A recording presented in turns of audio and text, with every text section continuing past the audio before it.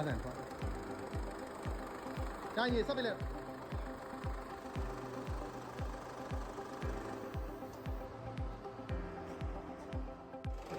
ရရနော်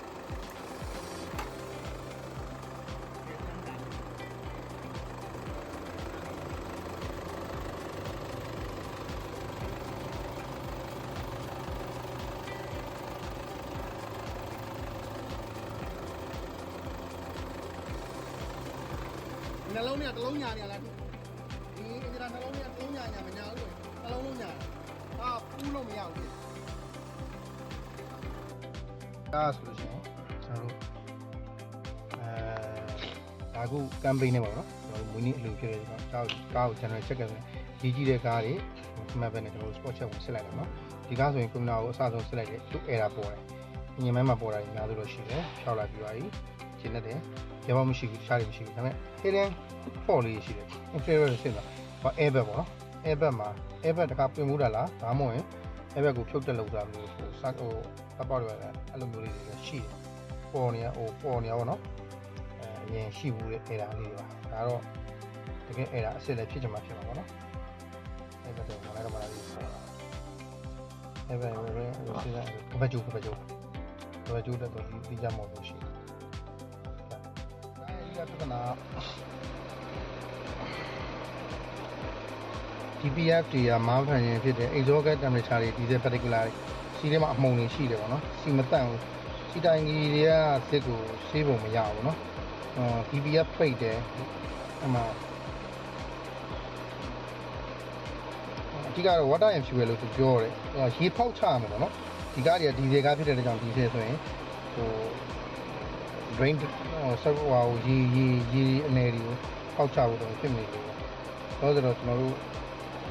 ဘယ်လိုလုပ်လို့ရမလဲကြည့်ရအောင်နော်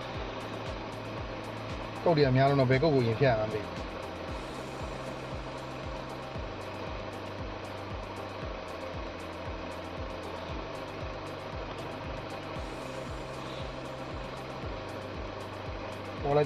ပေါ်လိုက်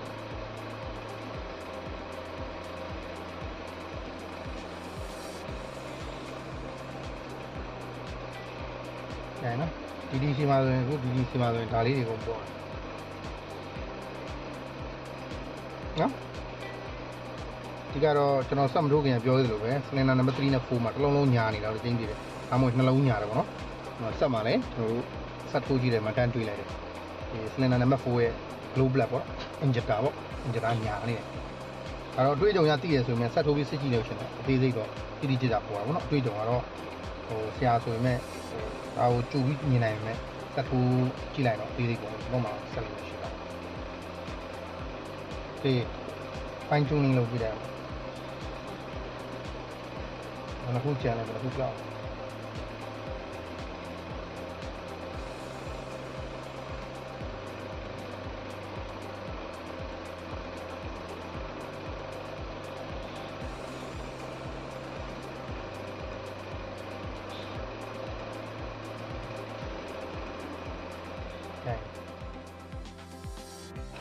ဒီကားမှာကျွန်တော်လို့နေစပြီးပြောခဲ့တဲ့အတိုင်းပါနော်ဒီကားကအင်ဂျင်တစ်လုံးညာနေတယ်complete commercial မဖြစ်ဘူးနော်အဲ့ဒါကြောင်းတော့ဖြစ်နိုင်တယ်အင်ဂျင်တွေက relay ကြောင်းလား injector လားကျွန်တော်တော့အများကြီးပဲ DPF လည်းပိတ်တယ် exhaust sensor လည်းပိတ်တယ် cooling fan တွေရောကျွန်တော်တော်တော်များဘူးသူဘားကန်တွေပါထွက်လာကားတန်ထွက်တယ်ကျွန်တော်တို့အင်ဂျင်ကိုကြည့်အောင်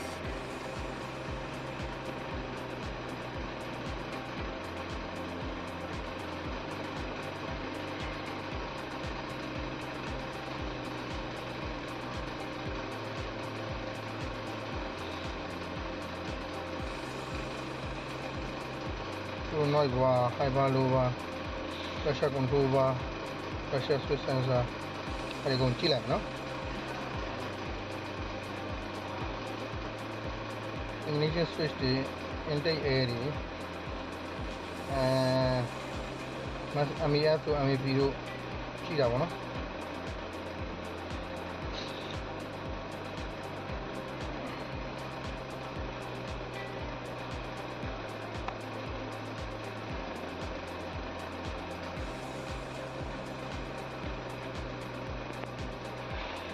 engine performance ဒီမှာဆိုရင် drop ဖြစ်နေဒါ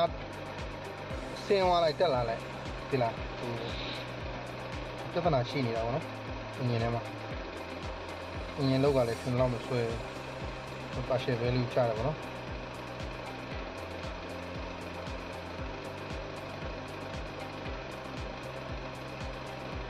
ရိုးပလက်တွေချက်ဝင်ကြည့်အောင်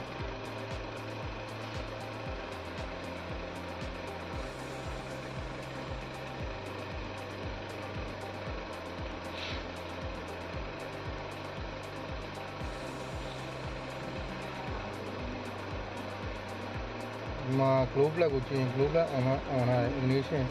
battery တွေ charging ဝင်ရကောင်းတယ် engine switch က active ဖြစ်နေ intake air 39ရှိတယ် pressure intake air temperature 39 degree manifold MEF ကပွင့်တာမမှန်ဘူးနော်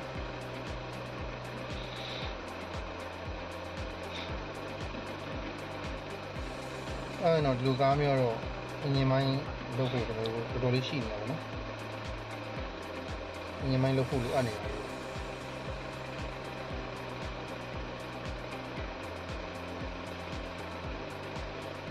ကဲပါ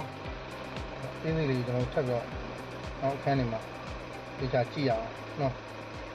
ကျေးဇူးတင်ပါတယ်